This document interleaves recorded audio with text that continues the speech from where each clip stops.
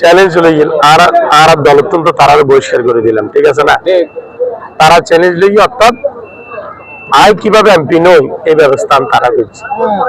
গড়িয়ে তো দুটো স্বতন্ত্র প্রার্থীরে আয় প্রতিদিন দিতে করি এই পরীক্ষাতে, এবং আরো কিছু বাংলাদেশ জাতীয়তাবাদী দল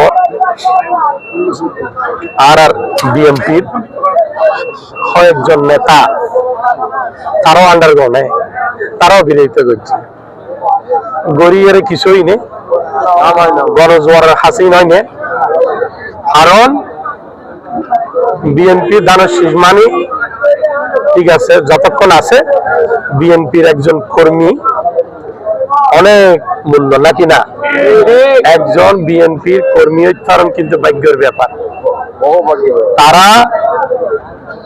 তারা যেভাবে দলের বিরুদ্ধে অবস্থান লইয়ে, তারা যেভাবে দলের বিরুদ্ধে হাসবিজি কোটি কোটি টিয়ার ভোট কিননি, তাহলে দুয়া স্বতন্ত্র প্রার্থী ওনারা বাসখালীর চিত্র স্বতন্ত্র প্রার্থীর হারণে হারিনি নাকি না? এবং আজ চন্দনের সম্মুজি এই অনারার ভালোবাসা, এই যে গণজোয়ারের ভালোবাসা, মানুষের ভালোবাসা দিয়ে রে আজিয়ে এই যে অনারা চট্টগ্রাম 14 এবং এই যে হদে 8জন প্রার্থী, অনেক চিন্তা করেন 8জন প্রার্থীরে ডেঙ্গে রাইন মানুষের দোয়া ছাড়া এই যে বিশাল মানুষের গণজোয়ার ছাড়া কি সম্ভব না? আর যদি আর প্রতিপক্ষ যদি নির্বাচন হইতো আজ তো মিনিমাম 1 লক্ষ ভোটে জিতত, মিনিমাম 1 লাখ।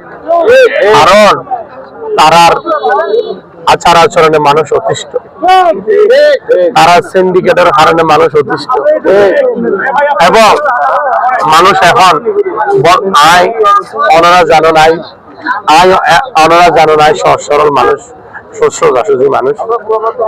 আয় সিদি আই কি আর সমালোচনা করতাম না, চাই আই সিদি সেবা করি বললে, আই সিদি হাজ করি বললে, আই সিদি মানুষের সুখ দুঃখে হাজত লাগিয়ে বলে। ওনারা বেগুনে দোয়া করিবেন, আই ওনারার দোয়া চাই। ইনশাল্লাহ আই যে স্বপ্ন চন্দনের চট্টগ্রাম 14 দেখায়, আর মা বোন দেখায়, আর মুরব্বী দেখায়, আর ভাই দেখায়, ইনজেনায় বাস্তবায়ন করি তারা ওনারা দোয়া করিবেন, ঠিক আছে না? আসসালামু আলাইকুম।